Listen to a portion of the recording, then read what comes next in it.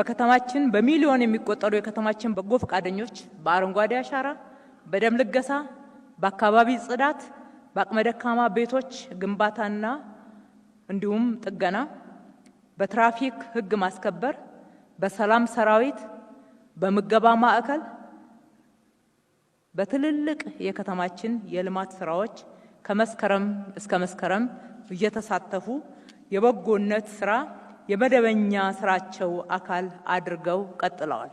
ከዚህ በፊት እንደምታውቁት አንድ ጊዜ በአንድ ስራ በበጎ ፈቃድ አገልግሎት ሰው ከተሳተፈ ኃላፊነቱን እንደተወጣ ይቆጥር ነበር። አሁን ግን የየዓመቱ ኃላፊነትና ተግባር ተደርጎ ተወስዷል።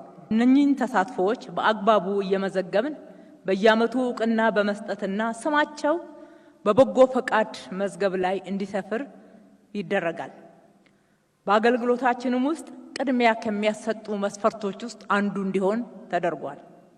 በዚህ አጋጣሚ አርአያ ሆነው ያስጀመሩና ያስቀጠሉንን ክቡር ጠቅላይ ሚኒስትራችን ዶክተር አብይ አህመድን በራሴና በከተማው ሕዝብ ስም ከልብ ማመስገን እወዳለሁ። በበጎ ፈቃድ ስራ ላይ አይረሴ አሻራችሁን ያሳረፋችሁ ሁሉ በከተማችን ነዋሪ፣ በራሴ ስም፣ በአጠቃላይ በከተማ አስተዳደራችን ስም እጅግ አድርጌ ላመሰግናችሁ እወዳለሁ። በጎነት አያጎልም። በበጎነት ባወጣችሁት ላይ ፈጣሪ አምላክ አብዝቶ ይጨምርላችሁ ማለት እወዳለሁ።